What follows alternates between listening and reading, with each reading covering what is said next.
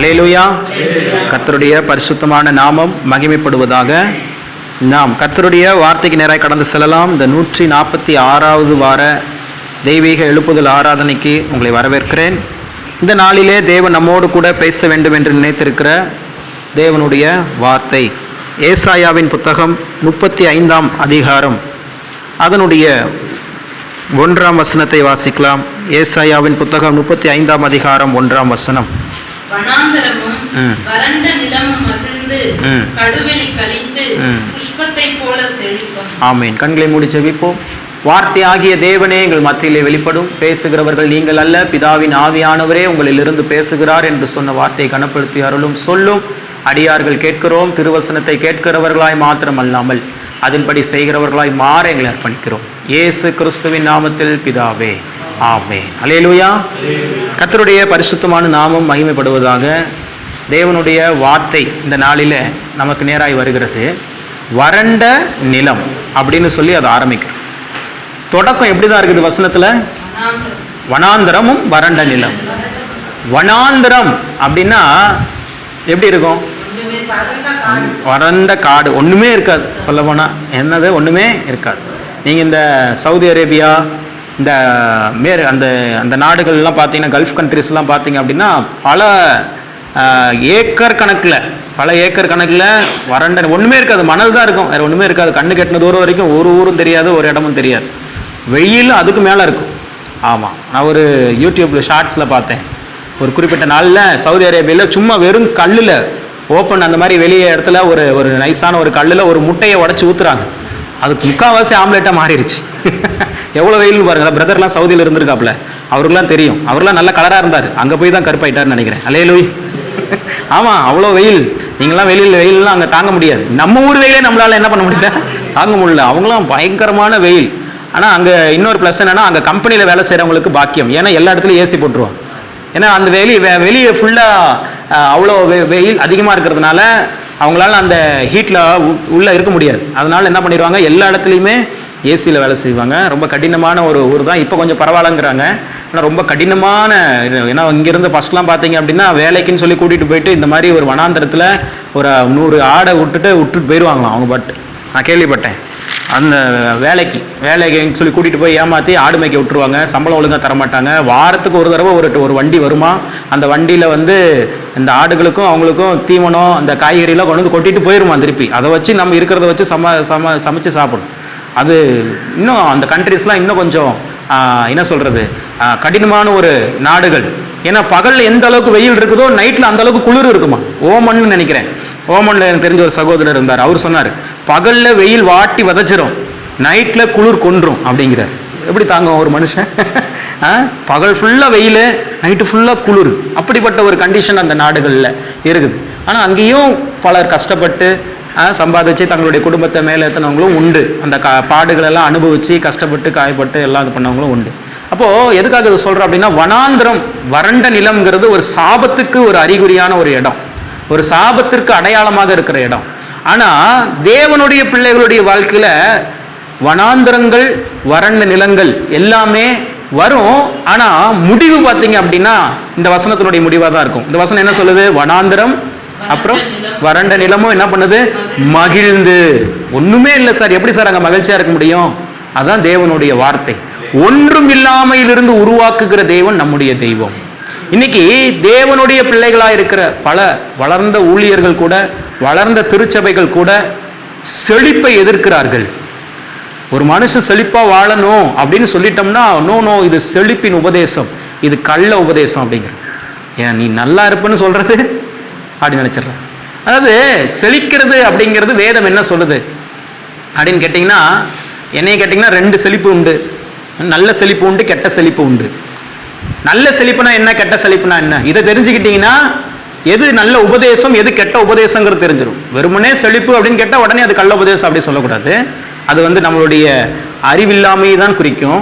எதையுமே வசனம் சொல்லுது, ஆவிக்குரியவன் எல்லாவற்றையும் ஆராய்ந்து நிதானித்து அறிகிறான். எவ்வளோ பெரிய வசனம் பாருங்க. சும்மா ஒன்று சொன்ன உடனே ஒன்று காதில் கேட்டோம்னா உடனே நம்பிடக்கூடாது. அதை ஃபஸ்ட்டு ஆராயணும், அதை ஆராய்ச்சி அதை நிதானிக்கணும். அது கரெக்டாக தப்பா அப்படிங்கிறது நீங்கள் முடிவு பண்ணணும். நம்ம முடிவு பண்ணணும். அதுதான் ஆவிக்குரியவனுக்கு ஒரு அடையாளம். அது பரிசுத்த ஆவியானவர் உங்களுக்குள்ள வந்துட்டாருன்னா அது ஆட்டோமேட்டிக்காக நடக்கும். ஏன்னா உங்களுக்குள்ள அவர் செயலாற்றுகிறதுனால ஈஸியாக எது கரெக்டு எது தப்பு அப்படிங்கிறத அந்த ஸ்பிரிட் வந்து உங்களை ஆப்ரேட் பண்ண ஆரம்பிச்சிடும். சரி, அப்போ எது நல்ல செழிப்பு எது கெட்ட செழிப்பு அப்படின்னா, நான் இயேசுவை நம்பி இயேசுவினுடைய வார்த்தையை நம்பி செழிப்பேன் அப்படின்னா அது நல்ல செழிப்பு. இயேசுலாம் தேவையில்ல சார், நான் என்னுடைய உழைப்பை நம்பி, என் பணத்தை நம்பி, என்னுடைய மூளையை நம்பி, என்னுடைய ஞானத்தை நம்பி, என்னுடைய அனுபவத்தை நம்பி, என்னுடைய ஆள்பலத்தை நம்பி, என்னுடைய செல்வாக்கை நம்பி நான் செழிப்பேன்னு சொன்னா அது கெட்ட செழிப்பு. இது ரெண்டு விஷயத்தை நீங்க புரிஞ்சுக்கிட்டீங்கன்னா போதும். அப்போ இன்னைக்கு செழிப்பீர்கள் அப்படின்னு நான் அடிக்கடி சொல்லுவேன். நீங்கள் வாழ்ந்திருப்பீர்கள், சுகித்திருப்பீர்கள், செழித்திருப்பீர்கள்னு சொல்லுவேன். காரணம் என்னன்னா, நம்மளுடைய ஒரே நம்பிக்கை இயேசு கிறிஸ்து மாத்திரமே. அல்லேலூயா. நம்மளுடைய ஒரே ஒரு நம்பிக்கை தேவனுடைய வார்த்தை மாத்திரமே. வேற எதுலையுமே நம்பிக்கை இல்லை. நான் வாழ்க்கையில செழிக்க முடியும், நான் ஒரு ஐஸ்வர்யவானாய் மாற முடியும். ஃபர்ஸ்ட் செழிப்புனா என்னங்கிறது நம்ம தெரிஞ்சுக்கணும். செழிப்புனா என்ன அதை ஃபர்ஸ்ட் தெரிஞ்சுக்கணும். ஒவ்வொருத்தருக்கும் ஒவ்வொரு கருத்துக்கள் உண்டு. நீங்க சொல்லுங்க, செழிப்புனா என்ன? எல்லாவற்றிலும் வாழ்ந்து சுகமா இருக்கிறது செழிப்பு. சரி, இன்னும் சிம்பிளா? அது அப்படியே ஆப்போசிட்ல சொன்னா? இல்ல, அது அப்படியே ஆப்போசிட்ல சொல்லுங்க. செழிப்புங்கிறது என்ன? எல்லாவற்றிலும் நிறைவா இருக்கிறது செழிப்பு. இப்போ இதே செழிப்புங்கிறதுக்கு இதுக்கு அப்படியே ஆப்போசிட்லயும் பதில் சொல்லலாம். செழிப்புன்னு என்ன? எல்லாவற்றிலும் குறைவா இருக்கிறதும் செழிப்பா? அது ரொம்ப ரொம்ப ரொம்ப டிகிரி லெவல் காலேஜ் லெவல்லாம் கொஸ்டின் கேட்கல, ஸ்கூல் லெவல் தான் கேட்குறேன். குறைவில்லாமல் வாழ்வது செழிப்பு. நான் சொல்றது உங்களுக்கு புரியுதா? அதுக்கு ஆப்போசிட்லேயே நீங்கள் ஆன்சர் சொல்லலாம். எப்பவுமே பாசிட்டிவ்ல இருந்து பாசிட்டிவா நீங்க சொல்றதை விட நெகட்டிவ்ல இருந்து பாசிட்டிவா சொன்னீங்கன்னா அது இருதயத்தை, நம்மளுடைய இருதயம் வந்து அப்படிதான் சிருஷ்டிக்கப்பட்டிருக்கிறது. அது ஈஸியா என்ன பண்ணிக்கும்? ஈர்த்து கொள்ளும். அப்போ செழிப்புனா என்ன சார் அப்படின்னு கேட்டீங்கன்னா ஒன்னே ஒண்ணுதான், குறைவில்லாத வாழ்க்கை. சொல்லுங்க, குறைவில்லாத வாழ்க்கை நீங்களும் நானும் வாழணும்னு ஆண்டவர் விரும்புகிறார். இதை ஃபர்ஸ்ட் எத்தனை பேர் நம்புறீங்க? அல்லேலூயா. இதை ஃபர்ஸ்ட் நம்ம நம்பணும். இன்னைக்கு எப்படி போதிக்கப்படுகிறது சபைகளில் அப்படின்னா, இழப்பு தான் கிறிஸ்துவம், இழந்து தான் ஆகணும். பாருங்க, மிஷினரிகள் எல்லாம் பூமிக்கு நம்ம இந்தியா தேசத்துக்கு வந்தாங்க, எவ்வளோ இழந்தாங்க. அவங்க பெரிய பணக்காரர்களாக இருந்தாங்க, எவ்வளோ இழந்தாங்க, இழந்து தான் இது பண்ணாங்க. அதனால இழப்பு தான் மேன்மை, இழப்பு தான் அப்படிங்கிறாங்க. அப்போ கிறிஸ்துவுக்காக இழக்கணும், வேற எதுக்காக இழக்கக்கூடாது. அல்லேலூயா. இழப்பு மேன்மை தான். ஆனால் வசனம் என்ன சொல்லுது? பவுல் என்ன சொல்றாரு அப்படின்னா, லாபமான அனைத்தையும் நஷ்டம் என்று கருதுகிறேன். எதுக்காக? கிறிஸ்துவை அறியும் அறிவுக்காக. சார், நான் ஆண்டவரை அறிகிற அறிவுக்காக ஒரு விஷயத்தை இழக்கிறேன்னா அது நல்லது இல்லை சார். நான் கிறிஸ்தவனா ஆயிட்டேன், நான் ஆண்டவருடைய வார்த்தையை கேட்க ஆரம்பிச்சிட்டேன், நான் வந்து எனக்குன்னு ஒரு வீடு கட்டக்கூடாது, ஒரு கார் வாங்கக்கூடாது, நான் என் பேங்க்ல அக்கௌண்ட்ல பைசா வச்சுக்க கூடாது, நான் இப்படி தான் இருக்கணும்னு நினைச்சீங்கன்னா அது தப்பு. கிறிஸ்து உங்களை அப்படி இருக்க சொல்லல. கிறிஸ்துவுக்காக நீங்க இழக்கலாம், ஆனால் கிறிஸ்தவனா இருப்பதனால் இழந்துதான் ஆகணுங்கிறது கட்டாயம் கிடையாது. அழகா சொல்லுகிறார் தாவீது, கர்த்தர் என் மேய்ப்பராய் இருக்கிறார், நான் தாழ்ச்சியே அடையேன். அப்படின்னா இங்கிலீஷ் பைபிள்ல சூப்பரா போட்டிருக்கு, ஐ ஷால் நாட் வாண்ட். அப்படின்னா எனக்கு ஒண்ணுமே தேவையே இல்லைங்க, எனக்கு குறைவே இல்லை, நான் நிறைவா இருக்கிறேன். இன்னொரு வசனம் சொல்லுது சங்கீதத்துல, கர்த்தரை தேடுகிறவர்களுக்கோ ஒரு நன்மையும் குறைவுபடாது, சிங்க குட்டிகள் தாழ்ச்சி அடைந்து பட்டினியா இருக்கும். கர்த்தரை தேடுகிறவர்களுக்கு ஒரு நன்மையும் குறைவுபடாது. அப்போ ஃபர்ஸ்ட் ஒரு பாயிண்ட் நம்ம ஆண்டவரை குறித்து நீங்க தெரிஞ்சுக்கணும். நீங்க நல்லா இருக்கணும், நீங்கள் செழிக்க வேண்டும் என்று அவர் விரும்புகிறார். இதை ஃபர்ஸ்ட் புரிஞ்சுக்கணும். திடீர்னு ஒரு நல்ல ட்ரெஸ் சர்ச்சுக்கு போயிட்டு வந்துட்டோம்னா உடனே ஐயோ இவங்க பாரு ஆண்டவருக்கு விரோதமா செயல்படுறாங்கன்னு நம்ம நினைக்கிறோம். அப்படி நம்மளை நினைக்க வச்சுட்டாங்க. நம்ம கேட்ட சத்தியங்கள், நம்மளுக்கு கேட்ட போதனைகள் எல்லாம் அப்படி நம்மளை என்ன பண்ணிட்டாங்க? நினைக்க வச்சுட்டாங்க. நமக்கு அந்த சுருங்கின சட்டை, லைட்டா மங்கி போன பேண்ட்டு, ஒரு நல்ல நீங்க உண்மையான ஒவ்வொருத்தருடையும் எந்த ட்ரெஸ் நல்லா இருக்குது அப்படிங்கிறது நீங்க எங்க கண்டுபிடிக்கலாம்னா கல்யாண வீட்டுக்கு போகும்போது தான் கண்டுபிடிக்கும். அல்லேலூயா. சர்ச்சில் இப்போ நம்ம எல்லாம் இருக்கிறோம். இப்போ ஃபியூச்சரில் காலே பிரதர் மேரேஜ் வரப்போகுது சீக்கிரமா. இப்போ காலே பிரதர் மேரேஜுக்கு நம்ம எல்லாம் போக போகிறோம். அப்போ தெரியும் உங்ககிட்ட இருக்கிற பெஸ்ட் ட்ரெஸ் எதுன்ட்டு. அல்லேலூயா. ஏன்னா அப்போதான் அது இன்னும் சொந்தக்காரங்க கல்யாணம்னா இன்னும் கெத்தா போவோம். ஏன்னா நம்மளை விட யாரும் என்ன பண்ணிடக்கூடாது, பெஸ்ட்டாக போட்டு வரக்கூடாது. அதுவும் ஒரு பெரிய சந்தோஷம் இருக்கும் பாருங்க. நீங்கள் போயிட்டு இந்த சேலை எங்கே வாங்கினீங்கன்னு யாராவது நம்மகிட்ட கேட்டால் போதும், இந்த ட்ரெஸ் எங்கே பிரதர் எடுத்தீங்கன்னு கேட்டிங்கன்னா ஏதோ பரலவத்துக்கே போய் விழுந்த மாதிரி ஒரு பெரிய சந்தோஷம். ஆமாம், நானும் மனசார கேட்பேன், என் மனசு ஆறுதலாக இருக்கணும். நான் ட்ரெஸ் நல்லா தான் இருக்காது, ஆனால் நான் கேட்பேன், சூப்பராக இருக்குது பிரதர் ட்ரெஸ்ஸு, எங்கே வாங்கினீங்க அப்படின்னு கேட்பேன். அப்படியாவது அவன் மனசு அறிமுகம் இருக்கட்டும் அப்படின்னு. ஏன்னா நமக்கு அப்படி தோணும், மனுஷனுடைய இது. ஆனால் இன்னைக்கு என்ன பண்ணுறாங்க, தன் ஏழ்மையாக இருக்கிறதையே காண்பிக்கணும்னு நினைக்கிறான். இல்லை, ஆண்டவர் உங்களை பெஸ்ட்டாக இருக்கணும்னு தான் காண்பிக்கிறார். இப்போ நான் உங்களுக்கு ரொம்ப சிம்பிளாக ஒரு எக்ஸாம்பிள் சொல்கிறேன். நீங்கள் ஒரு செடியை நடுறீங்க, ஒரு தக்காளி செடியோ இல்லை ஒரு பூச்செடி, ஒரு ரோஜா செடியோ உங்கள் வீட்டில் ஆசையாக வாங்கி வளர்த்துறீங்க. அதை விலை கொடுத்து அதை வாங்கிட்டீங்க, ஒரு மண்ணை தோண்டிட்டீங்க, புதைச்சிட்டிங்க, தண்ணி ஊற்றிட்டே வர்றீங்க. ஒரு மாதம் போகுது, 2 மாதம் போகுது, 3 மாதம் போகுது, அது வளர்ச்சியே இல்லை. எப்படி நீங்கள் வாங்கினீங்களோ அப்படியே இருக்குது. அது சாகவும் இல்லை அந்த செடி, பட் வளர்ச்சியும் இல்லை, சாகவும் இல்லை, அதே நிலைமையிலே இருக்குது. உங்கள் மனசு எப்படி இருக்கும்? கஷ்டமாக இருக்கும். மனசு ரொம்ப சந்தோஷமாக இருக்குமா? இல்லை. ஒரு கோழி வாங்குறீங்க பிரதர், அழகாக வான்கோழிலாம் வாங்கி வச்சுருக்காரு. யாருக்காவது வான்கோழி வேணும்னா இங்கே வாங்கிங்க பிரதர்கிட்ட. வான்கோழி வாங்கி வச்சுருக்கிறாரு, விலை கொடுத்து தான் வாங்குறாரு. கருங்கோழியும் வாங்கியிருக்கிறதா நேற்று சொன்னார். இதெல்லாம் இப்போ வாங்கிட்டாரு. ஒரு மாதம், 2 மாதம், 3 மாதம் இது பெருகுனா நல்லா இருக்குமா, இல்லை வாங்கின கோழி அப்படியே அதே சைஸில் இருந்தால் நல்லா இருக்குமா? நான் கேட்குறேன், இப்போது சாதாரண ஹியூமன் பீயிங், சாதாரண மனுஷங்களாக இருக்க நமக்கே இவ்வளோ எதிர்பார்ப்பு இருந்தால், இவ்வளோ பெரிய ஒரு அழகான பூமியில் கோடியில் ஒருத்தவங்கள உங்களை இந்த பூமியில் வச்சு ஆண்டவர் அழகு பார்க்குறாரு. நீங்கள் நல்லா இருக்குன்னு நினைப்பாரா, நீங்கள் இருக்கிற நிலையிலே இருக்குன்னு நினைப்பாரா? இப்போ நீங்கள் சொல்லுங்கள். இப்போ சொல்லுங்கள், செழிப்பு நல்லதா கெட்டதா? தேவனுடைய இருதயத்தின் விருப்பமே என்னன்னு கேட்டீங்கன்னா, இஸ்ரவேலை ஆசீர்வதிப்பதே. நான் சொல்றதெல்லாம் வசனம் தான். வசனத்தை விட்டு வெளியே போய் எதுவுமே நான் சொல்ல மாட்டேன். இந்த வசனங்கள் எல்லாம் இருதயத்தில் பதிச்சு. ஏன் இது உங்களுக்கு போதிக்கிறேன் அப்படின்னு கேட்டீங்கன்னா, இந்த வசனங்கள் தான் என்னை திருப்பினுச்சு. என்னையெல்லாம் இப்படி கலர்ஃபுல்லாக நீங்கள் ஊழியருக்கு நாட்களில் என்னை யாரும் பார்த்ததே கிடையாது. ஒருத்தர்லாம் கேட்டிருக்காங்க, உங்ககிட்ட கலர் ட்ரெஸ்ஸே இருக்கா பிரதர், உங்ககிட்ட கலர் ட்ரெஸ்லாம் நீங்கள் வச்சிருக்கீங்களா, கலர் ட்ரெஸ்லாம் நீங்கள் போடுவீங்களான்லாம் எனக்கு கேள்வி கேட்டிருக்காங்க என் சபை விசுவாசிகள். இதுக்கு முன்னாடி நான் வாலிப நாட்களில் ஊழியம் செய்த சபையில். ஏன்னா எனக்கு எப்பவுமே ஒயிட் அண்ட் ஒயிட்டில் இருப்பேன். நான் செப்பல் முதற்கொண்டு ஒயிட்டில் தான் இருக்கும், பெல்ட் முதற்கொண்டு ஒயிட்டில் தான் இருக்கும். அவ்வளோ கலர்லாம் போட்டுறக்கூடாது, பாவம், யார் கண்ணையும் கவர்ந்துடக்கூடாது. அதான் சொல்கிறேன், இந்த சத்தியத்தினுடைய வெளிப்பாடு கிடைச்சதுனால தான் இப்போ நான் என்ன பண்ணுறேன் பார்க்குறேன். அப்போ என்கிட்ட ஒருத்தர் கேள்வி கேட்டார், ஒயிட்டு தான் ஆண்டவருக்கு பிடிக்குமா பிரதர் அப்படின்னு என்கிட்ட ஒருத்தர் கேட்டார். நான் சொன்னேன், ஆண்டவரே வெண் வஸ்திரம் தான் தரிச்சிருக்கிறாரு அப்படின்னு சொன்னாங்க. அப்போ அவர் கேட்டார், ஆண்டவர் வெண் அங்கி தரிச்சார், நீங்கள் ஏன் அங்கி தரிக்கலன்னு என்னையே கேட்டார். அல்லேலூயா. அப்போ அப்படி இல்லை, அதுக்கு அர்த்தம் வேற. வெண்மை பரிசுத்தத்திற்கு அடையாளமாக இருக்கிறது. அப்போ அவர் பக்கத்தில் ஒரு செடியெல்லாம் இருந்துச்சு, இந்த மரம்லாம் இருந்துச்சு. இதை பார்த்துட்டு இது என்ன கலர் அப்படின்னு கேட்டார். நான் சொன்ன மரத்தை அழகாக பார்த்துட்டு பச்சை கலரில் இருக்க இலை அப்படின்னு. ஒரு பூவை காமிச்சார், வெள்ளை கலர் ரோஜா, அங்கே பூ பக்கத்துலேயே இருந்துச்சு. சரி, வெள்ளைங்கிறான், அது என்னது, ரெட் கலர் பூ, சிகப்பு கலர். இதே யார் படைச்சான்னு கேட்டார். இது ஆண்டவர். நீங்கள் சொல்கிற மாதிரி வெள்ளை தான் ஆண்டருக்கு பிடிக்கணும்னா ஏன் மரத்தை ஆண்டவர் பச்சையாக படைச்சாரு, ஏன் பூவை சிவப்பாக படைச்சார் இப்படின்னு கேட்டார். பாருங்க, எனக்கு யோசனை வந்துருச்சு. ஆமாம் இல்லை, கரெக்டு தானே? நீங்கள் பார்க்குற வானத்தை பாருங்கள், வெள்ளை இருக்குதா ப்ளூ இருக்குதா? கரெக்டாக சொல்லுங்க, ப்ளூயிஷாக இருக்குது.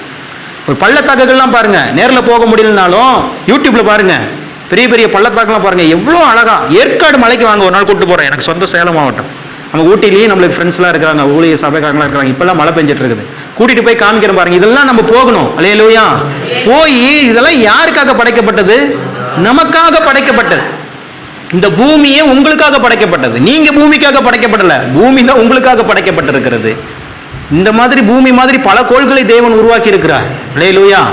அப்போ நான் என்ன சொல்ல வருகிற பாயிண்ட் அப்படின்னா, இவ்வளோ ஒரு நல்ல பூமியில ஒரு ஒரு ஜீவன உயிரை கொடுத்து உங்களை வச்சிருக்கிறார். இன்னைக்கு கூட கேட்டோம் சங்கீத தியானத்தில், ஒரு குழந்தையை பெற்றுக்கொள்வதற்கு எவ்வளோ சிரமம் இன்னைக்கு இருக்குது. நேற்று கூட திருச்சி ஒரு வேலையை போயிருந்தேன். அப்போ பார்த்த ஒரு விளம்பரம் போட்டிருந்தாங்க, ஐவிஎஃப் அது என்னது ட்ரீட்மெண்ட்ஸ் 95,000 ஒன்லி அப்படின்னு போட்டிருக்கிறான். அப்படியே அப்பா 95,000 ஒன்லியா.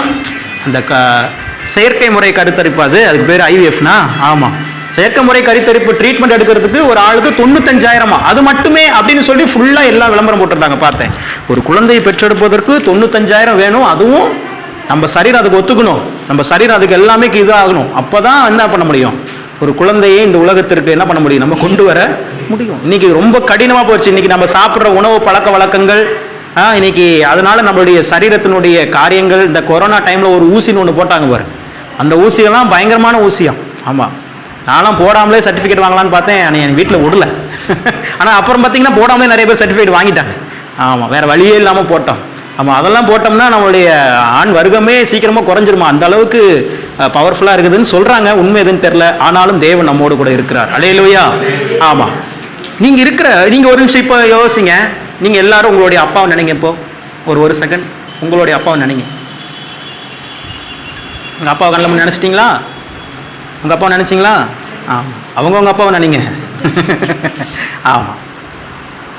உங்கள் அப்பாவுடைய 4 கோடி உயிரணுக்களிலிருந்து ஒரு மனிதனாக நீங்கள் வந்திருக்கிறீங்க. அல்லேலூயா. உலக பிரகாரமாக இருக்கிற மனுஷன் சொல்கிறான் நான் 1000-ல் ஒருவன்னு. நான் சொல்கிறேன் நீங்கள் கோடியில் ஒருத்தவங்க. 4 கோடி உயிரணுக்களிலிருந்து ஒரே ஒரு உயிரணுவை தனியாக பிரித்து இந்த உலகத்துக்கு கொண்டு வந்து காலேபாகவும் வடிவேல் பிரதராகவும் மெர்சியாகவும் ஆல்வினாகவும் தேவன் நிறுத்தி இருக்கிறார். மீதி இருக்கிற அந்த 3,99,99,999 பேருக்கு இந்த பூமியில் வருவதற்கு வாய்ப்பு கிடைக்கவில்லை. ஆனால் உங்களுக்கு கிடைச்சிருக்குது. எவ்வளோ பெரிய சத்தியம் இதில் இருக்கு பாருங்க. சயின்ஸை யோசிச்சு பார்க்கணும். நான் யோசிச்சு பார்த்தேன். அந்த அந்த சயின்ஸை அந்த படிப்பை படிக்கும் போது அதெல்லாம் யோசிச்சு பார்த்தேன். 4 கோடி உயிரணுக்கலாம். ஒரு 4 கோடி உயிரணுக்கள் இருந்து ஒரே ஒரு உயிரணு தான் தரமான உயிரணுவா பிரித்து அது தாயின் கர்ப்பத்துக்குள்ளாக சென்று அது கரித்தரித்து ஒரு நல்ல குழந்தையாக வெளியே வந்து உருவாஇருக்கிறது. அதுதான் நீங்க. கோடியில் ஒருத்தவங்க நீங்களாம். சாதாரணமானவர்கள் அல்ல, கோடியில் ஒருத்தவர்கள். ஆண்டவர் அவ்வளோ விலையேற பெற்றவர்களாக உங்களை பிரித்து கொண்டு வந்து இங்கே நிப்பாட்டி இருக்கிறாருன்னா இந்த பூமியில் நீங்கள் இருக்கிற மாதிரியே இருக்கணும்னு நினைப்பாரா? நீங்கள் வாழ்ந்து வளர்ந்து செழித்திருக்கணும்னு நினைப்பாரா? அவ்வளோதான். இந்த கருத்து உங்களுக்கு தெரிஞ்சிருச்சுன்னா உபதேசம் தெளிவாயிரும். வெறுமனே பார்த்துட்டு இதுதான் அப்படின்னு நினச்சிடக்கூடாது. வசனம் என்ன சொல்லுகிறது? வனாந்தரமா இருக்கா, வறண்ட நிலமா இருக்கா, தேவனுடைய வார்த்தையின்படி வாழ்கிற நீ செழித்தோங்குவாய். அது வனாந்தரமா இருக்கட்டும், வறண்ட நிலமா இருக்கட்டும், அதை பத்தி கவலை இல்லை. வசனம் சொல்லுது நீங்கள் காற்றையும் காண மாட்டீர்கள். அதை பத்திலாம் கவலைப்படாதீங்க. மழையும் காண மாட்டீங்க. பிரதர் எனக்கு வேலை இல்லை, பிரதர் எனக்கு பணம் இல்லை, பிரதர் எனக்கு தொழில் செய்யறதற்கு எந்த விதமான உதவி இல்லை, அதெல்லாம் நீங்க இது வேண்டாம். உங்கள் பள்ளத்தாக்கு தண்ணீரினால் நிரப்பப்படும். அல்லேலூயா.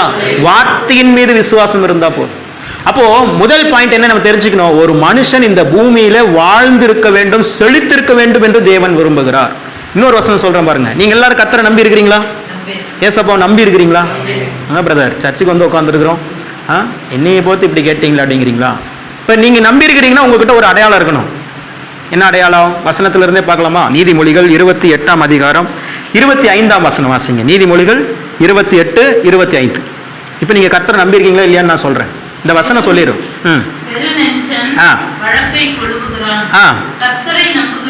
கர்த்தரை நம்புகிறவனோ செழிப்பான்.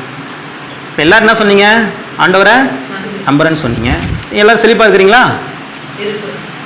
ஒரு ஆள் மட்டும் சொல்லியிருக்காங்க. அதான் அக்காவும் சொல்லிட்டாங்க. அப்புறம் சும்மாலாம் சொல்லக்கூடாது, உண்மையாக சொல்லுங்க சார். செழிப்புனா என்ன சொன்னா? குறைவில்லாத வாழ்க்கைன்னு. ஆமாம், குறைவே இல்லாத வாழ்க்கைக்கு பேர் தான் என்னது? செழிப்பு. உண்மையை சொல்லுங்க. வசனம் சொல்லுகிறது கர்த்தரை நம்புகிறவனோ செழிப்பான். நான் கர்த்தரை தான் நம்புறேன், ஆனால் ஏன் சார் செழிக்கல? கேள்வி வருமா இல்லையா? நான் பிஸ்னஸ் பண்ணும்போது 4 கார் வச்சுருந்தேன். 4 கார்லேயுமே முன்னாடி வசனம் எழுதுவாங்கள்ல, அதில் இந்த வசனம் மட்டும்தான் வச்சுருப்பேன். நான் வந்து கர்த்தரைங்கிறது வார்த்தை எடுத்துட்டு இயேசுவைனே போட்டேன், எல்லாருக்கும் புரியட்டும்ட்டு. இயேசுவை நம்புகிறவனோ செழிப்பான். இயேசுவை நம்புகிறவனோ செழிப்பாங்கிற காரை பார்த்துட்டிங்கன்னா அது என்னதான் நீங்கள் கன்ஃபார்ம் பண்ணிக்கலாம். அந்த மாதிரி இருக்கும். மெர்சிலாம் கார்லலாம் டியூட்டிக்கு போன நாட்கள்லாம் உண்டு. அலையலு கல்யாணம் ஆன புதுசில் காரில் தான் மேடம் டியூட்டிக்கு போவாங்க. ஆமாம், கேட்டு பாருங்கள். ஒரு நாள் போனாங்கன்னு நினைக்கிறேன். ஒரு நாளோ 2 நாளோ போனாங்க.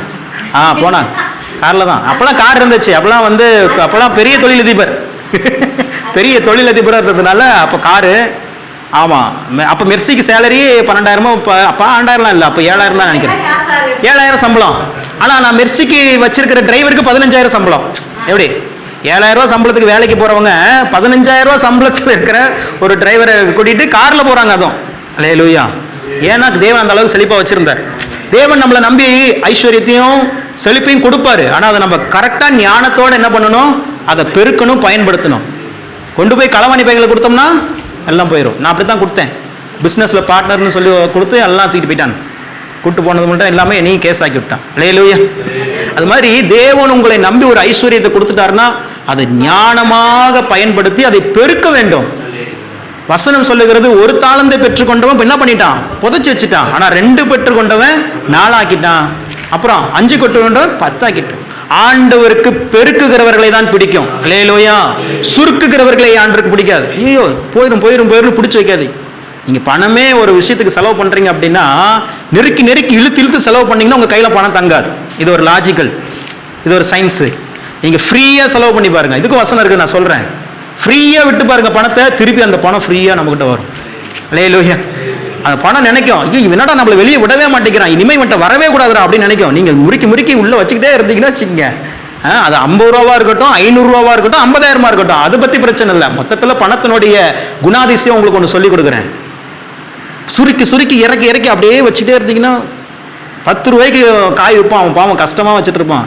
2 கூறு 10 ரூபாய்க்கு கூட நான் வாங்குறேன், இல்லைன்னா வேற கடைக்கு போவான், அவன் அங்கே 20 ரூபாய்க்கு தான் வித்துட்டு இருப்பான். ஆனாலும் இவனை பிளாக்மெயில் பண்ணுறது, நீ இங்கே கொடுக்கல நான் அங்கே போய் வாங்கிக்குவேன் அப்படின்னு சொல்லிட்டு போகிறது. அப்புறம் வேறு வழியே இல்லாமல் ஐயோ காயெல்லாம் வீணா போயிருமேன்னு சொல்லிட்டு ஏமா 5 ரூபா கொடுத்துட்டு எடுத்துங்கம்மாப்பான். இப்படிலாம் பண்ணுவோம். அதெல்லாம் எவ்வளோ பெரிய தப்பு. ஆனால் அங்கே போனோம்னா வெளிய ட்ரெஸ் எடுத்துக்கிட்டோம் போனோம்னா அங்கெல்லாம் டிஸ்கவுண்ட்டுங்க. அது ஒரு விலையே 100 ரூபா தான் இருக்கும். அந்த இப்போ ஆடி தள்ளுபடி போட்டிருப்பாங்க பாருங்க, விலையே 100 ரூபா தான் இருக்கும்.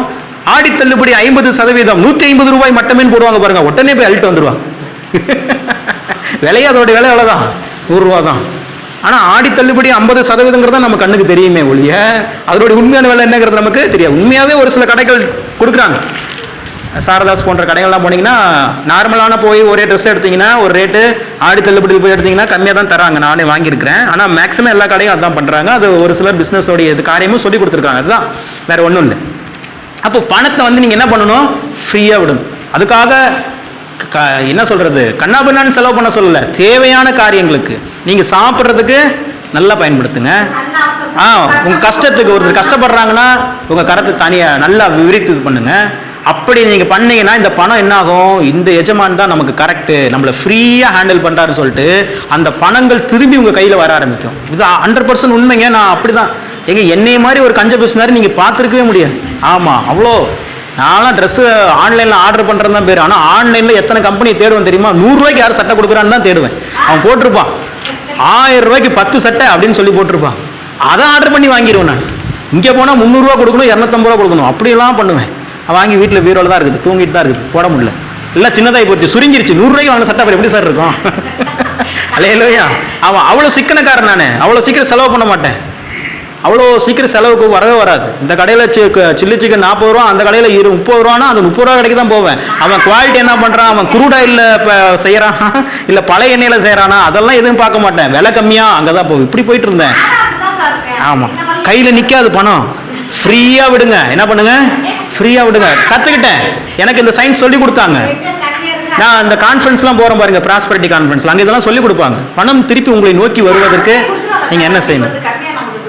அதை தான் சொல்கிறேன், கொடுத்துருவாங்க. ஆமாம், நான் என்ன சொல்கிறேன்னா பேரம் பேசலாம். பாவம் விவசாயிகள் கஷ்டப்படுறான், அவனே 5 ரூபா 10 ரூபாய்க்கு கீழே வச்சுட்டு இருக்கான். அவன்கிட்ட போய் பேரம் பேச வேண்டாங்கிற, வேற ஒன்றும் இல்லை. அவனும் கஷ்டம் தானே.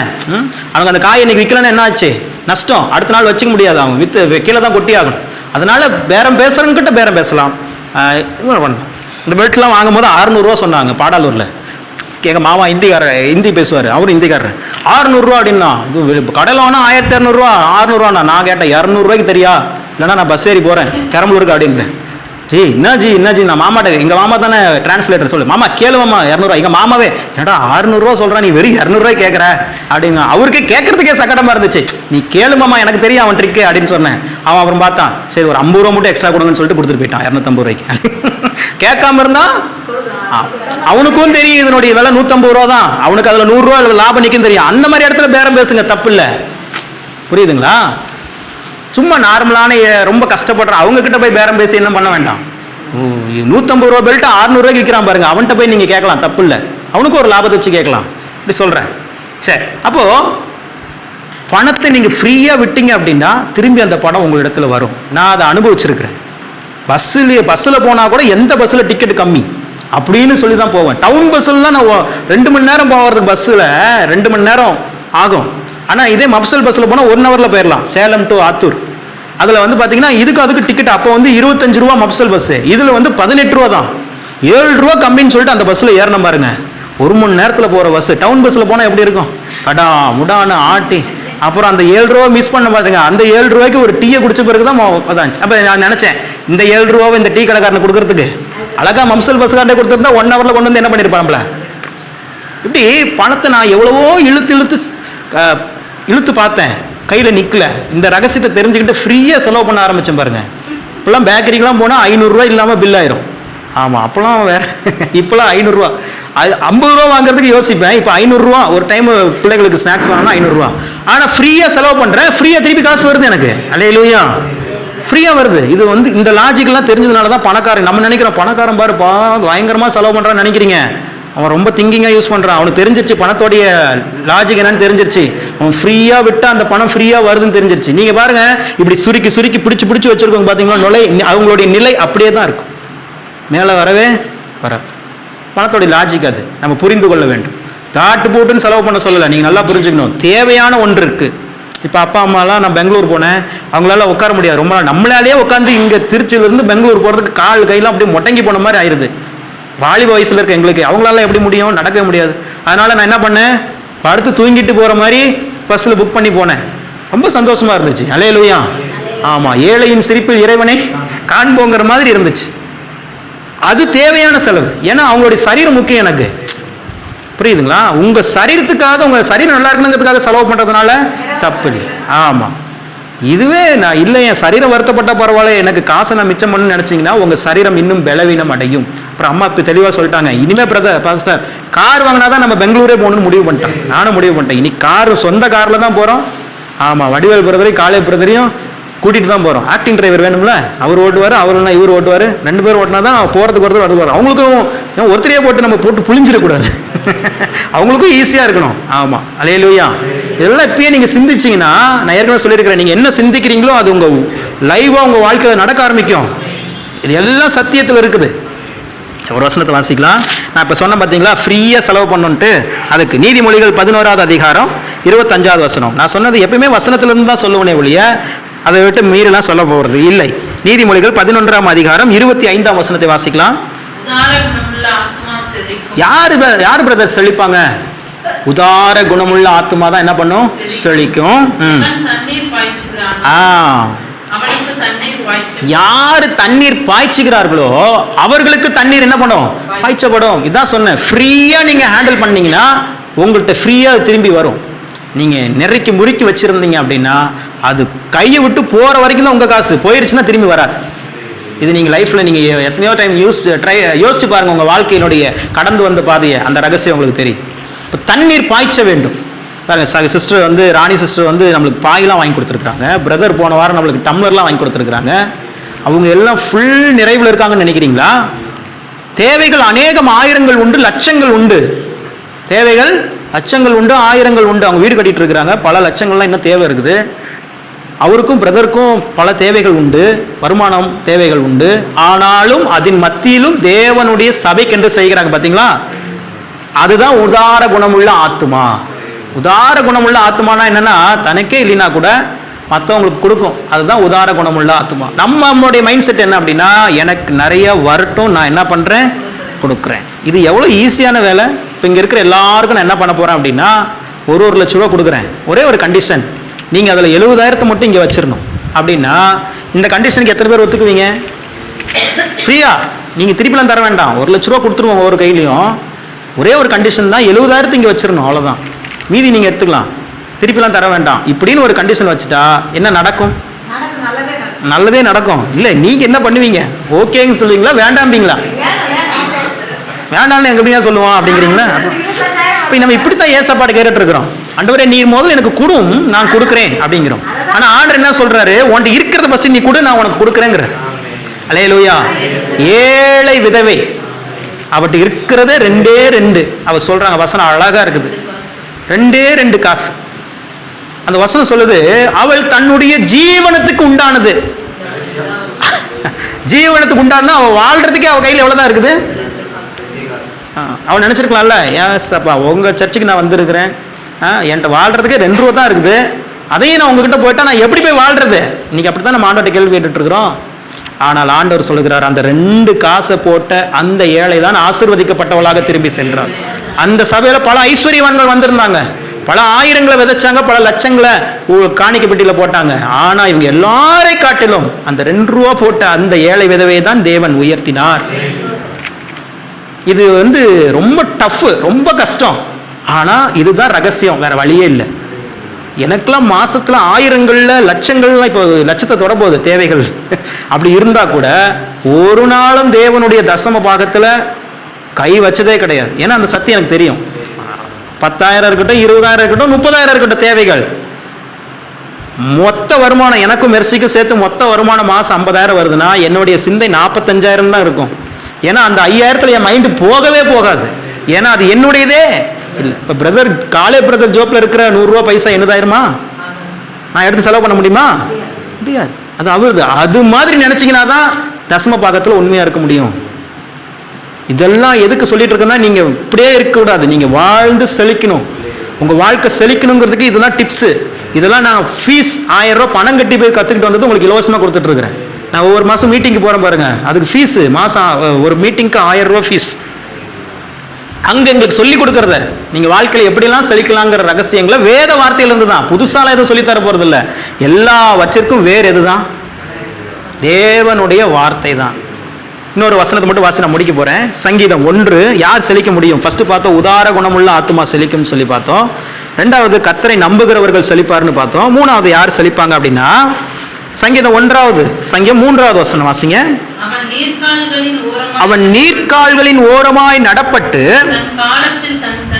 தன் காலத்தில் தன் கனியை தந்து இலையுதிராதிருக்கிற மரத்தை போல் இருப்பான். செழிப்பா இருக்கிறான். யாரு? 1வது வசனம் 2வது வசனம். துன்மார்க்கருடைய ஆலோசனையில் நடவாமலும் பாவிகளுடைய வழியில் நில்லாமலும் பரியாசக்காரர் உட்காரும் இடத்தில் உட்காராமலும் கர்த்தருடைய வேதத்தில் பிரியமாயிருந்து இரவும் பகலும் அவருடைய வேதத்தில் தியானமாயிருக்கிற மனுஷன் பாக்கியவான். அவன்தான் நீர்க்கால்களின் ஓரமாய் நடப்பட்டு தன் காலத்தில் தன் கனியை தந்து இலையுதிராதிருக்கிற மரத்தை போல் இருப்பான். 3வது யார் வாழ்க்கையில செழிக்க முடியும் அப்படின்னா இந்த வார்த்தையின் மீது தியானமா இருக்க வேண்டும். நல்ல வசனத்தை புரிஞ்சுக்கணும். இரவும் பகலும் இந்த வார்த்தையை வாசிக்கிறவன் பாக்கியவான்னு சொல்லல. இரவும் பகலும் இந்த வார்த்தையில் தியானமா இருக்கிற மனுஷன் பாக்கியவான். இதுக்கு என்ன அர்த்தம் பிரதர் அப்படின்னா, உங்க இருதயம் எப்பவுமே தேவனுடைய வார்த்தையை யோசிச்சுக்கிட்டே இருக்கணும். தேவனுடைய வார்த்தையை நினைச்சுக்கிட்டே இருக்கணும். தியானமா இரவாகட்டும் பகலாகட்டும் இது உங்களை எதுவுமே பாதிக்காது. ஒரு சிலர்லாம் பார்த்தீங்கன்னா சமைச்சிட்டு இருப்பாங்க, ஆனால் அவங்களோட சிந்தைகள் வேற சிந்தைகள் யோசிச்சுட்டு இருக்கும். இப்போ நானே ஒரு சில நேரத்தில் ட்ரேடிங் பண்ணிட்டு இருப்பேன், ஆனால் என்னுடைய மைண்ட் வேறெல்லாம் யோசிச்சுட்டு இருக்கும். அது நமக்கு கொடுக்கப்பட்ட ஒரு கிஃப்ட். எதுக்குன்னா, இப்போ நீங்கள் எந்த வேலையில் இருந்தாலும் ஈஸியாக தேவனுடைய வார்த்தைகளை என்ன பண்ணலாம், உங்கள் சிந்தைக்கு கொண்டு வரலாம். ஈஸியாக தேவனுடைய வார்த்தைகளை தியானிக்கலாம். அப்போ இந்த வசனம் என்ன சொல்லுகிறது? யார் செழிக்க முடியும்? யாரெல்லாம் தேவனுடைய வார்த்தையை இரவும் பகலும் தியானமா இருக்கிறார்களோ அவர்கள் செழிப்பார்கள். இதைத்தான் சொன்னேன். நீங்க சிந்திச்சுக்கிட்டே இருக்கணும். இந்த வார்த்தை உங்களை குறித்து என்ன சொல்லுதோ அதை சிந்திங்க. உங்க கடந்த காலத்தில் நடந்த கஷ்டங்களை நினைச்சு சிந்திச்சுட்டு இருக்காதீங்க. பிரதர் அழகா பண்ணார், முந்தினவைகளை நினைக்க வேண்டாம், பூர்வமானவைகளை சிந்திக்க. அதெல்லாம் முடிஞ்சு போச்சு. பாஸ்ட் இஸ் பாஸ்ட், முடிச்சிருங்க, அவ்வளவுதான். இனி லைஃப்ல நீங்க எப்படி இருக்க போறீங்க அதை யோசிங்க. அதுவும் பாசிட்டிவா யோசிக்கணும். இது வரைக்கும் கடன்ல இருந்த பிரதர், இனிமே கடன் கொடுக்கிறவங்களா இருக்க போறேன் நான். வசனம் அப்படித்தானே சொல்லுது. இந்த வசனம் உங்களை யாருன்னு ஐடென்டி காமிக்குது. அப்படிதான் நீங்க உங்களை யோசிக்கணும். இந்த வசனம் உங்களை யார் என்று சொல்லுகிறதோ அப்படி உங்களை நம்புங்கள். ஆனால் உலகமும் பிசாசும் உங்களை ஆப்போசிட்டா சொல்லும். இந்த வசனம் என்ன சொல்லுதோ அதுக்கு ஆப்போசிட்டா சொல்லும்.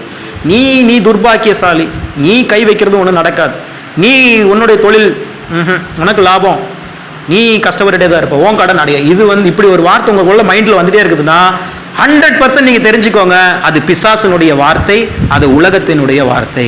ஆனால் ஆண்டவர் என்ன தெரியுமா சொல்லுவாரு? ஆபிரகாமை பார்த்து சொன்னார், குழந்தையே இல்லை, வயதான தாத்தா. அவரை பார்த்து சொல்றாரு, உன் சந்ததி வானத்து நட்சத்திரத்தை போல் இருக்கும், கடற்கரை மணலத்தனையாய் உன் வம்சங்கள் இருக்கும், பூமியில் உள்ள வம்சங்கள் எல்லாம் உனக்குள்ள ஆசீர்வதிக்கப்படும். ஏதாவது அறிகுறி தெரிஞ்சுச்சா அவருக்குள்ள? ஒரு வாலிபனை பார்த்து ஆண்டவர் சொன்னா கூட ஒரு லாஜிக்கல்லாம் இருந்துச்சு. சரி, ஒரு வாலிபனா இருக்கிறான், இவனுடைய வம்சம் ஆசீர்வதிக்கப்படும் ஆண்டவர் சொல்றாரு, ஓகே அப்படின்னு நினைச்சிருக்கலாம். சுத்தமா லாஜிக்கே இல்லை. ஒரு தாத்தா, வயசான தாத்தா, சாராள் வயசான பாட்டி, அவங்களுக்கு ஆண்டவர் வாக்குத்தத்தத்தை தருகிறார், உன் சந்ததி. ஆனால் இப்போ உலகம் சொன்ன லாஜிக் அது நடந்துச்சா? ஆண்டவர் சொன்ன வார்த்தை நடந்துச்சா? நீங்களும் நானும் யாருடைய சந்ததி தான்? ஆபிரகாமின் சந்ததி. இதைத்தான் சொல்றேன். கடந்ததை நினைத்து கலங்காதே, நடந்ததை மறந்து விடு, கர்த்தர் புதியன செய்திடுவார், இன்றே நீ காண்பாய். பெர்குமான் ஐயா பாட்டு பாடும்போது அப்படியே ஒரு அபிஷேகம் உள்ள வரும். ஏன்னா அது வார்த்தையிலிருந்து எடுத்தப்பட்ட பாடல்.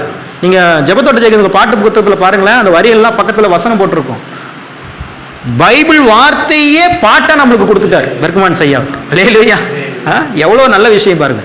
உங்களால் பைபிள் வாசிக்க முடியலன்னா கூட நீங்கள் இந்த மாதிரி பாடலை மனப்பாடம் பண்ணி பாட ஆரம்பிங்க. அந்த வார்த்தை உங்களுக்குள்ள வந்துடும். அந்த வார்த்தை வந்துருச்சுன்னா வாழ்க்கையில் ஆசீர்வாதங்கள் திறந்துடும். அல்லேலூயா. இப்போ இன்னைக்கு நம்ம என்ன தெரிந்து கொண்டோம்? தேவனுடைய பிள்ளைகள் செழிப்பாக இருக்க வேண்டும். அப்போ செழிப்பாக இருக்கணும்னா தேவனுடைய பிள்ளைகள் என்னென்ன செய்யணும்? கர்த்தரை நம்பி இருக்கணும், உதார குணமுள்ளவர்களாக இருக்கணும். மூணாவது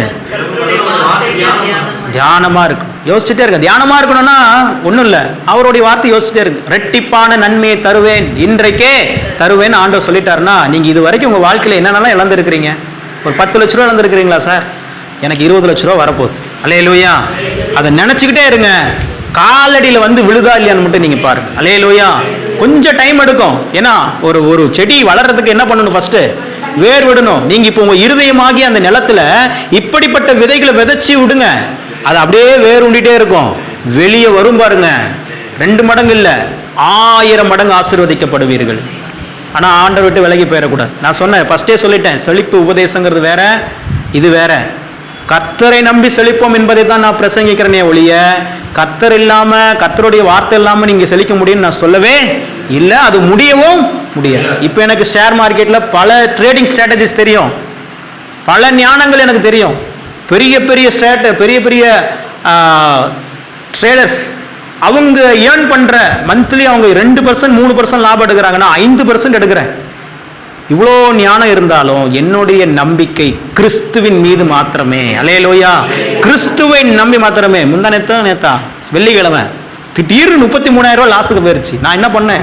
போய் வீட்டில் ஃபோனை வச்சுட்டு அப்படியே கவுந்தடிச்சு படுத்துட்டேன். மனைவி கேட்டு பாருங்க. ஏன்னா அன்னைக்கு வந்து நீங்கள் செய்தியில் பார்த்தீங்கன்னா தெரியும், நேற்று வெள்ளிக்கிழமை நைட்டு சத்தியம் செய்தி எடுத்து பாருங்க, போட்டிருக்கோம். விண்டோஸ் அந்த தொழில்நுட்ப கோளாறுனால பங்குச்சந்தை என்ன ஆயிடுச்சு? ஆயிடுச்சுல. ஆமாம். அப்போ ஆனது எங்களுக்கு தான் 33,000 ஒரே நாளில் லாஸ். அப்படியே படபடங்குது நெஞ்சலாம். டெய்லி லாபம் எடுக்கிறது எவ்வளவோ 1000 போனுச்சுன்னா எங்கே போகுது? 33,000. நான் ஒன்றும் பண்ணல, மெர்சி எங்கேயே வெளியே போனுச்சு. நான் அப்படியே ஃபோனை வச்சுட்டு அப்படியே ஃப்ளாட்டாக படுத்துட்டேங்க. உண்மையாகவே ஏசப்பா நீங்கள் தான். எந்த ஞானமும் அங்கே உதவி பண்ணல, எந்த டெக்னாலஜி அங்கே இது பண்ணல, யாருமே எதுவும் பண்ண முடியல. எனக்கு மட்டும் இல்லை, அன்னைக்கு ஒரு நாளில் மட்டும் 8 லட்சம் கோடி. எத்தனை கோடி? 1 கோடி இல்லைங்க, நீங்க செய்தியில் இருக்குது எடுத்து பாருங்க. 8 லட்சம் கோடி முதலீட்டாளர்கள் இழப்பு. சாதாரணமாக செய்தியில் போட்டாங்க. அந்த 8 லட்சம் கோடி வச்சிருந்தவன் எவ்வளோ கஷ்டப்பட்டிருப்பான். ஒரு ஆள் இல்லை, என்ன மாதிரி பல பேர், பல ஆயிரங்கள், பல லட்சக்கணக்கான பேர் ட்ரேட் பண்ணுறாங்க. நடந்துச்சு. நடந்து 33,000 ரூபா எனக்கு லாஸில் போயிட்டு இருக்குது. ட்ரேடிங் முடியறதுக்கு இன்னும் ஒரு அரை மணி நேரம் தான் இருக்குது. 2:30 மணிக்கு 3:30 மணிக்கு ட்ரேடிங் முடிஞ்சிடும். ஒரே நம்பிக்கை, நீங்க தான் ஆண்டவரே அப்படின்னு ஃபோனை வச்சுட்டு அந்த ஃபோன் முன்னாடி படுத்துட்டேன் ஃப்ளாட்டா, ஏசப்பான்ட்டு. அப்புறம் பார்த்தீங்கன்னா அப்படியே என்ன பண்ணுறேன்னு தெரில, பூஜெலாம் படப்படன்னு இருக்குது. 33,000 இதை நான் திருப்பி எடுக்கிறதுக்கே 1 மாதம் ஆகுமே. ஒரு நாளைக்கு 1000 ரூபா சம்பாரிச்சா கூட திரும்பி இது எடுக்கிறதுக்கு எவ்வளோ ஆகும்? 30 நாள் ஆகும். ஒரு நாளில் போகிற லாஸ். என்ன பண்ணுறது தெரில ஆண்டவரேன்னு சொல்லிட்டு அவர் ட்ரேடிங் அக்கௌண்ட் ஹேண்டில் பண்ணவர் அவரோட தான். அவர் என்ன பண்ணாருன்னு தெரில. அவரும் பார்த்துட்டு தான் இருப்பார். அவர் ஃபோனில் பாஸ்டர்னு மெசேஜ் மட்டும் அனுப்பிட்டே இருக்கிறார் வாட்ஸ்அப்பில். இருங்கப்பா, நானும் எனக்கும் தெரில என்ன நடக்குது தெரிலன்னு சொல்லிட்டு அப்புறம் அப்படியே கொஞ்ச நேரம் ஸ்பிரிட்டில் நிரம்பிட்டேன். பரிசுத்த ஆவியில் நிரம்பி, அபிஷேகத்தில் நிரம்பி அப்படியே அந்நிய பாஷையில் பேச ஆரம்பிச்சிட்டேன். உட்காருங்கம்மா உட்காருங்க. அந்நிய பாஷையில் பேச ஆரம்பிச்சு ஆண்டவருடைய அபிஷேகத்தில் நிரம்பி பேச பேச பேச பேச ஆண்டவர் ஒரு பிளான் ஒன்று கொடுத்தாரு. 40 ரூபாவில் வாங்கினது 45 ரூபாய்க்கு போனால் நமக்கு லாபம். இப்போ 40 ரூபாவில் வாங்கினது என்ன ஆயிடுச்சு அப்படின்னா 12 ரூபாய்க்கு வந்துருச்சு. எவ்வளோக்கு வந்துருச்சு? 12 ரூபாய்க்கு வந்துருச்சு. இப்போ திருப்பி இது 40 ரூபாய்க்கு போகிறது ரொம்ப கஷ்டம். பாதிலாம் ஏறுறதுக்கு டைம் இல்லை. ஏன்னா இன்னும் 1 ஹவர் தான் ட்ரேடிங் இருக்குது. பார்க்குறேன். அப்போ ஆண்டவர் டக்குனு ஒரு ஞானத்தை தராரு. இப்போ 12 ரூபாய்க்கு போயிட்டு இருக்குதுல்ல, இதை திருப்பி ஒரு 100 பீஸ் வாங்கு அப்படின்னு ஒரு ஞானத்தை ஆண்டவர் கொடுத்தாரு. அப்போ என்ன ஆகும் அப்படின்னா, ஏற்கனவே 44 ரூபாய்க்கு ஒரு 100 பீஸ் வாங்கிட்டேன். இப்போ 12 ரூபாய்க்கு ஒரு என்ன ஆகிட்டேன்? 100 பீஸு வாங்கிட்டேன். இப்போ என்னாச்சுன்னா 44 12 36. இப்போ ஆவரேஜாக நான் 200 ரூபா, இந்த 200 பீஸ் எவ்வளோக்கு வாங்கியிருக்கிறேன் அப்படின்னு கேட்டிங்கன்னா 36ல் பாதி எவ்வளோ? 18. இப்போ ஆட்டோமேட்டிக்காக எங்கே வந்துருச்சு? 18 வந்துருச்சு. 12 ரூபாவில் இருக்கிறது 40 ரூபாய்க்கு போகிறது கஷ்டம். ஆனால் 12 ரூபாவில் இருக்கிறது 18 ரூபாய்க்கு வருது ஈஸி. எவ்வளோ பெரிய ஞானத்தை ஆண்டவர் கொடுத்தாரு பாருங்க. உடனே ஆண்டவருடைய வார்த்தை கேட்ட உடனே டக்குன்னு 12 ரூபாய்க்கு திருப்பி இன்னொரு 100 பீஸ் வாங்கின பாருங்க. நீங்கள் நம்ப மாட்டீங்க, உண்மையாகவே திருப்பி அது 19 ரூபா வரைக்கும் போயிட்டு கீழே இறங்குனுச்சு. கரெக்டாக 18 ரூபா வந்தோடனே நம்மளுக்கு லாபம். அன்னைக்கு ஒரே நல்ல 4,000 ரூபா லாபம். அல்லேலூயா. எனக்கு இல்லை, பணம் யார் இன்வெஸ்ட் பண்ணாங்களோ அவங்களுக்கு அதில் ஒரு கால்வாசி தான் எனக்கு வரும். சொல்கிறேன். இப்போ பாருங்க, இதெல்லாம் எப்படி நடக்குது? நான் எதுக்காக இதெல்லாம் சொல்கிறேன்னா, ஒரு மனுஷன் கர்த்தரை நம்பி தான் செழிக்க முடியும். எவ்வளோ ஞானம் இருந்தாலும், எவ்வளோ டெக்னாலஜிஸ் இது இருந்தாலும் லாஸ் ஆகிறது ரொம்ப ஈஸி மார்க்கெட்டில். ஆனால் அந்த செகண்டில் ஆண்டவர் அந்த ஞானத்தை கொடுத்தாரு. அந்த ஞானத்தை கொடுத்த உடனேயே 33,000 ரூபா லாஸில் இருந்தது அப்படியே மேலே வந்து 4,000 ரூபா ப்ராஃபிட்டில் கம்ப்ளீட் ஆயிடுச்சு. இதுதான் சொல்கிறேன், தேவனை நம்பி தான் ஒரு மனிதன் செழிக்க முடியும். அதனால தான் சொல்கிறேன், இப்போவும் கிறிஸ்துவை மாத்திரமே, கிறிஸ்துவனுடைய வார்த்தையை மாத்திரமே நான் நம்பி இருக்கிறேன். அதனால தான் செழிக்கிறேன். அதைத்தான் உங்களுக்கும் போதிக்கிறேன். கர்த்தரை நம்பி வாழ்ந்திருங்கள், நீங்கள் செழித்திருப்பீர்கள். அல்லேலூயா. கண்களை மூடி நாம் செபிப்போம். பரிசுத்தமுள்ள தகப்பனே, உமது நாமத்திற்கு கனத்தை செலுத்துகிறோம். இந்த நாளிலே உமது வார்த்தைகளை நாங்கள் கேட்டோம். வனாந்தரமும் வறண்ட நிலமும் மகிழ்ந்து களித்து புஷ்பத்தை போல செழிக்கும் என்று உங்களுடைய வார்த்தையை எங்களுக்கு நேராய் தந்தீர். இன்றைக்கு உங்களுடைய பிள்ளைகளாக இருக்கிற எங்களுடைய வாழ்க்கை ஒரு சமயம் வறண்ட நிலமாக இருக்கலாம், வனாந்தரமாக இருக்கலாம். ஆனால் இதுவே எங்களுடைய முடிவு அல்ல ஆண்டவரே. எங்களுடைய முடிவு செழிக்கும் என்பதே. நாங்கள் உம்மை நம்பி இருக்கிறோம், உம்முடைய வார்த்தையை நம்பி இருக்கிறோம், உதார குணமுள்ளவர்களாக இருக்கிறோம். கட்டாயம் நாங்கள் செழிப்போம் என்று விசுவாச அறிக்கை செய்கிறோம் ஆண்டவரே. இங்க வந்திருக்கிற ஒவ்வொருவரின் மீதும் இயேசு கிறிஸ்துவின் நாமத்தினாலே அந்த அபிஷேகத்தை நான் ரிலீஸ் பண்ணுகிறேன். என் மீது வைத்த அந்த அபிஷேகம் இயேசுவின் நாமத்தில் சபையில் இருக்கிற ஒவ்வொருவரின் மீதும் இன்றிலிருந்து செயல்படுவதாக. இவர்கள் தொடுகிற ஒவ்வொரு காரியங்களும் 1000 மடங்கு நன்மைகளை இவர்களுக்கு கொண்டு வந்து தருவதாக. எங்களுடைய ஒரே நம்பிக்கை நீங்கள் மட்டும்தான் ஆண்டவரே. நாங்கள் எங்களுடைய ஞானத்தை நம்பல, எங்களுடைய அனுபவத்தை நம்பல, எங்களுடைய யோசனைகளை, எங்களுடைய காரியங்களை நாங்கள் நம்பவே இல்லை ஆண்டவரே. ஒரே ஒரு உம்முடைய வார்த்தையை மாத்திரம் நாங்கள் நம்புகிறோம். கர்த்தரை நம்புகிற நாங்கள் செழிப்போம் என்று விசுவாசிக்கிறோம். இந்த நாளிலே நாங்கள் எங்கள் வாழ்க்கையில காண்கிற அந்த வறண்ட நிலங்கள், வனாந்தரங்கள் எல்லாம் இயேசு கிறிஸ்துவின் நாமத்தினால் செழிப்பாய் மாறுவதாக என்று சொல்லி செபிக்கிறேன். இவர்கள் இழந்து போன எல்லா நன்மைகளும் 2 மடங்காய் திரும்புவதாக இவர்களுக்கு நேராய் இயேசுவின் நாமத்தில் அதற்குண்டான எல்லா தடைகளும் உடைக்கப்பட்டதற்காக நன்றி செலுத்துகிறேன். இந்த வார்த்தையின்படியே நம்முடைய பிள்ளைகள் வாழ்ந்திருப்பார்களாக, செழித்திருப்பார்களாக, கர்த்தரை நம்பி வாழ்ந்திருப்பார்களாக என்று சொல்லி ஆசீர்வதிக்கிறேன். இயேசு கிறிஸ்துவின் நாமத்தில் ஜெபித்தோம் எங்கள் நல்ல பிதாவே. ஆமென். அல்லேலூயா.